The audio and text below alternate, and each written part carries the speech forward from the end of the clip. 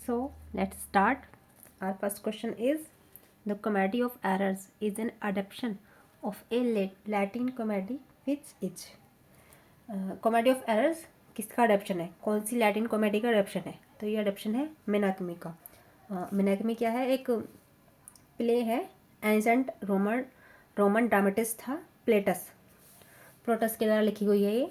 इसी की ही अडेप्टेशन है comedy of errors. Comedy of errors के बारे में बताते हैं।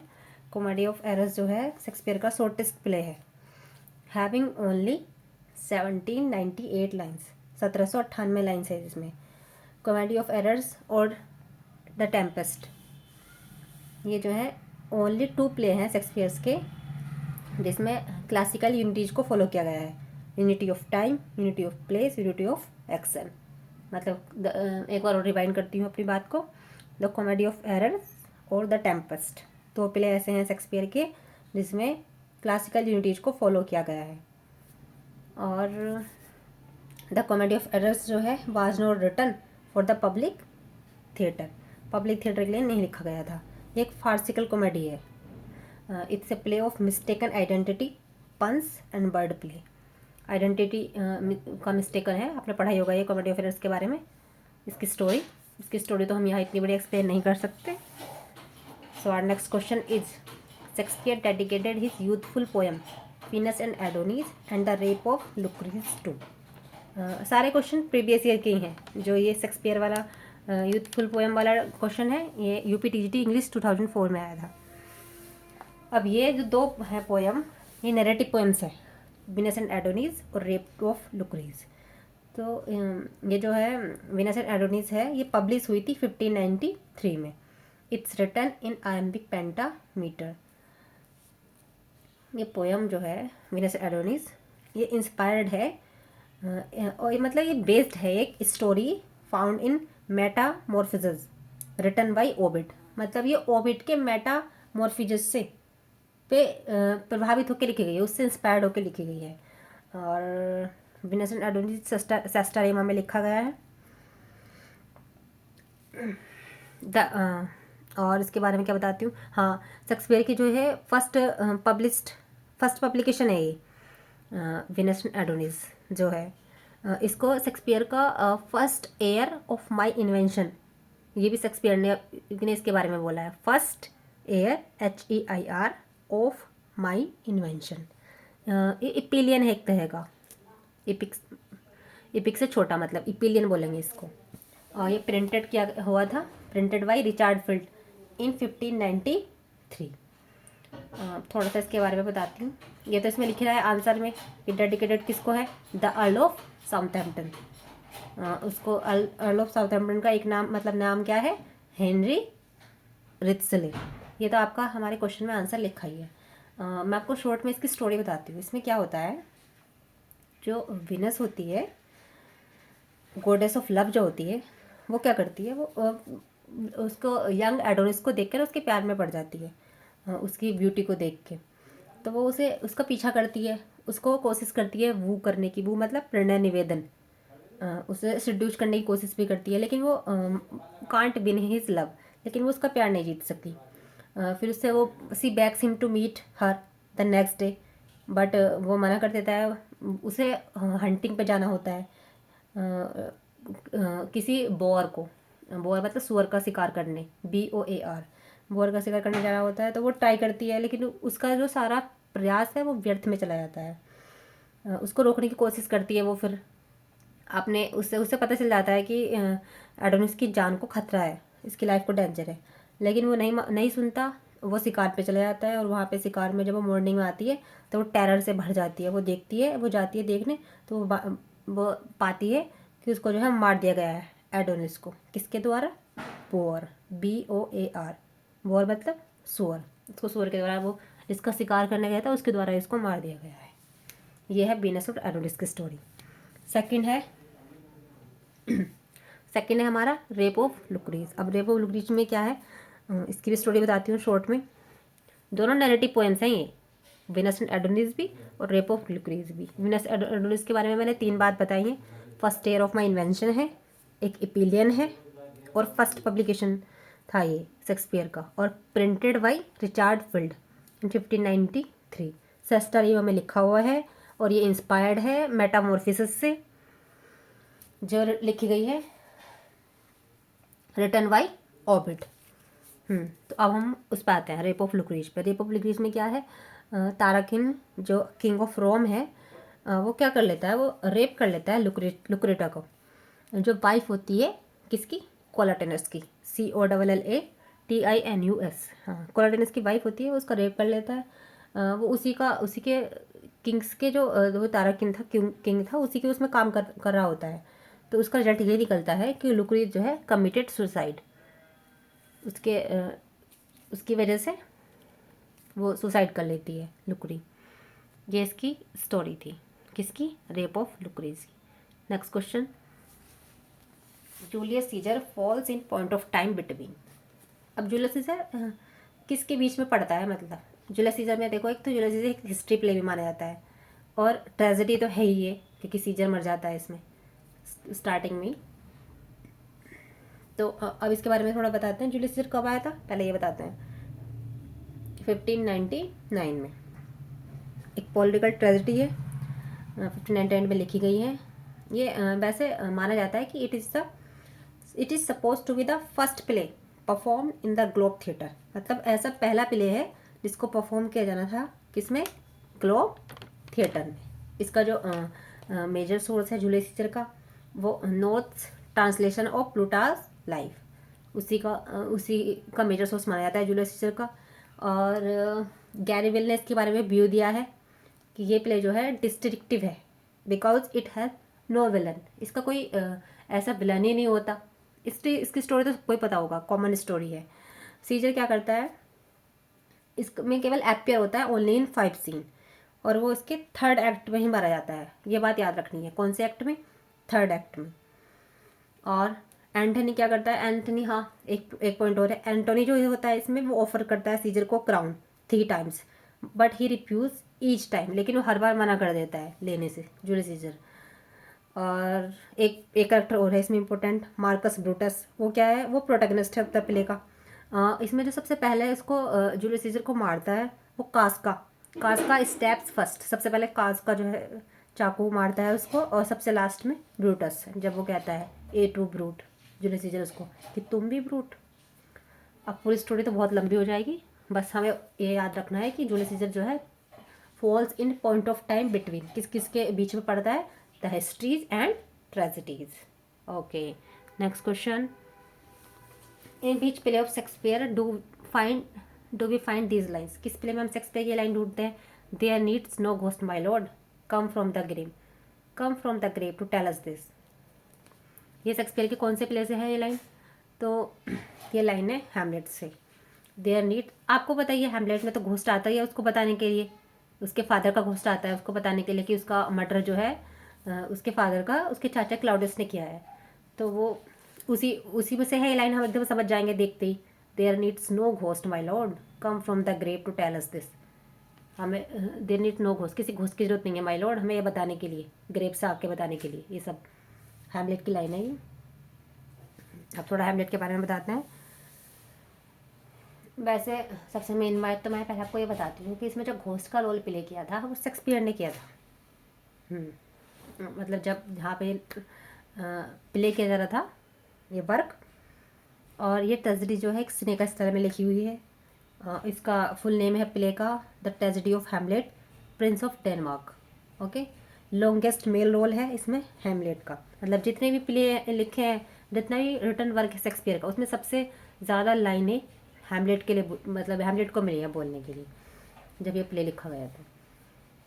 और जो होस्ट है हैमलेट के फादर का, वो 4 टाइम्स आता है इन द प्ले। ये इस क्वेश्चन की सबसे इंपॉर्टेंट बात, कितनी टाइम्स आता है, 4 टाइम्स। अब मैं बताती हूँ आपको कहाँ कहाँ आता है, ध्यान से सुनना है। एक्ट फर्स्ट में आता है, एक्ट फर्स्ट के 3 सीन में आता है। कौन कौन से, एक्ट फर्स्ट के सीन फर्स्ट में, एक्ट फर्स्ट के सीन 4th में, एक्ट फर्स्ट के सीन 5 में। ठीक है, 3 हो गए, act first scene first, act first scene 4th, act first scene 5। और एक बार आता है एक्ट सेकंड में, act second scene 4। Okay, 4 times आता है। कितने टाइम्स आता है घोस्ट? 4 टाइम्स। और ये प्ले जो है माना जाता है ट्रेजेडी ऑफ मॉरल फ्रस्ट्रेशन, इस प्ले को माना जाता है। AC ब्रैडली जो है, AC ब्रैडली, उन्होंने हेमलेट को बोला है ट्रेजेडी ऑफ मॉरल आइडलिज्म। ये क्वेश्चन भी बना हुआ है कि ट्रेजेडी ऑफ मॉरल आइडलिज्म किसने बोला है? AC ब्रैडली ने बोला है। अच्छा, एक क्वेश्चन एक वो और है इसके बारे में जो नीचे आएगा भी, देखो। Which of Shakespeare's tragedy is called the tragedy of reflection? Tragedy of reflection किसने कहा है, मतलब कौन सी ट्रेजेडी के बारे में कहा गया है और किसने कहा है, ये मैं बताऊंगी आपको। ट्रेजेडी ऑफ रिफ्लेक्शन जो कहा गया है वो हैमलेट के लिए ही बोला गया है। और बोला किसने? इस ये जो स्टेटमेंट है ट्रेजेडी ऑफ रिफ्लेक्शन, ये 2 लोगों ने बोला है, सहगल और कॉलरिज। किसने? सहगल और कॉलरिज। शेक्सपियर की जो ट्रेजेडी है उसको बोला गया है ट्रेजेडी ऑफ रिफ्लेक्शन, 2 पीपल्स, 2 लोगों के द्वारा, सहगल और Coleridge. Next question, the early play of Shakespeare were written between? जो शेक्सपियर के अर्ली प्ले हैं वो कौन कौन से ईयर के बीच में लिखे गए हैं? कौन कौन से ईयर के बीच में लिखे गए हैं? 1590 से 1595 के बीच में, अकॉर्डिंग टू ऑप्शन है ये आंसर आपका, प्रीवियस ईयर क्वेश्चन ही है। तो कौन कौन सा जो उनके अर्लीस्ट प्ले हैं वो इसी के बीच में लिखे गए हैं, 1590 से लेकर 1595 के बीच में। कौन कौन से प्ले आए हैं? हिस्ट्री प्ले आए हैं, उसका हेनरी 6 के पार्ट आए हैं, part 1, part 2, part 3, 2 gentlemen of Verona आया है 1589 के आसपास, 91 के आसपास। Taming of the shrew, Titus Andronicus, Richard third, love's स्लेवर lost, Romeo Juliet, midsummer night dream 1595 में आया है। ये सारे प्ले इनके अर्ली प्ले में ही काउंट होते हैं। तो ये आए हैं 1590 से लेकर 1595 के जो प्ले हैं वो उनके अर्ली प्ले माने जाएंगे। Next question, it is said that Shakespeare based his Julius Caesar on certain incident of this era. Which of these is it said to be? ये कहा जाता है कि शेक्सपियर जो बेस्ड है जूलियस सीजर, वो कुछ सर्टेन इंसिडेंट पे है उस इरा के, उस समय के। तो वो कौन सा है, किसके बारे में ऐसा बोला जाता है? तो the rebellion of the Duke of Essex. किसका विद्रोह? Duke of Essex. इसको ऐसे याद करना है कि हमारा जो शेक्सपियर है, शेक्सपियर ने जो बेस्ड किया है जूलियस सीजर को, कौन से इंसिडेंट पे बेस किया है? द रिविलियन, विद्रोह। किसका विद्रोह? Duke of Essex. ओके, याद हो गया होगा आपको। Next question, what can be the best explanation for the character of John Falstaff in Shakespeare's Henry fourth? Best explanation बतानी है हमें कैरेक्टर की, किसकी? जॉन फॉलस्टॉफ की, शेक्सपियर के हेनरी फोर्थ में। तो पहले तो हम ये देखेंगे कि जॉन फॉलस्टॉफ किस किस प्ले में आता है। हेनरी फोर्थ के पार्ट 1 में आता है, हेनरी फोर्थ के पार्ट 2 में आता है, और हेनरी 5th में आता है, और मैरी वाइफ्स ऑफ विंडसर में आता है। ठीक है, हेनरी 5th में जो है जॉन फॉलस्टॉफ की डेथ हो जाती है। ये जो कैरेक्टर है जॉन फॉलस्टॉफ, ये बहुत ही कैरिकेचर बनाया गया है। कैरिकेचर मतलब तो मजाकिया किस्म का, जैसे होते हैं ना मूवीज़ में भी, जैसे रोल प्ले करता था बॉलीवुड मूवीज़ में जॉनी लीवर, इस तरह का करेक्टर होता है। मतलब कि उसका प्रिंस का फ्रेंड होता है ये जॉन फॉलस्टॉफ, और हर टाइम मजाकिया मूड में होता है। तो इसको हम किस कैटेगरी में रखेंगे? कैरिकेचर। कैरिकेचर मतलब मजाकिया। To which character in Shakespeare the following description apply? किसके बारे में बोला गया है? ये किस करेक्टर के बारे में बोला गया है? The tedious wisecracker meddles his way to his doom. बताओ किसके बारे में बोला गया है? ये बोला गया है पोलोनियस। पोलोनियस कौन है?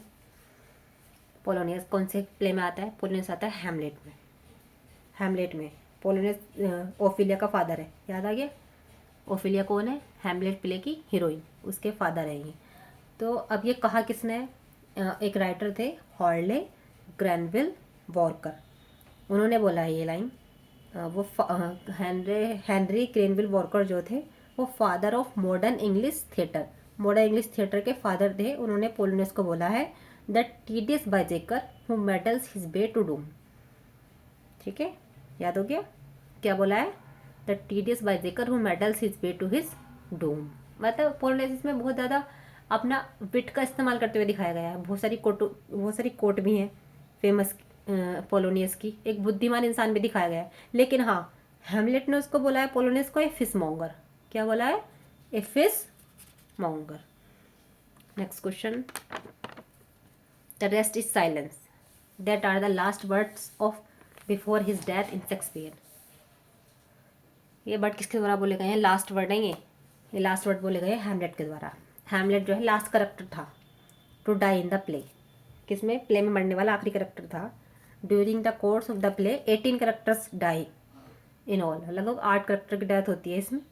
हैमलेट सबसे लास्ट में मरता है इन 8 करेक्टर में, और हैमलेट जो है लास्ट में मरते हुए ये बोलता है the rest is silence. Okay, next question, Chronicle play were very popular in. Chronicle play कब पॉपुलर थे? तो क्रॉनिकल प्ले जो पॉपुलर थे वो 16th सेंचुरी के आसपास थे। अब थोड़ी सी हम क्रॉनिकल प्ले की बात करेंगे। क्रॉनिकल जो प्ले हैं वो ड्रामा बेस्ड है, 16th सेंचुरी में थे, इंग्लिश।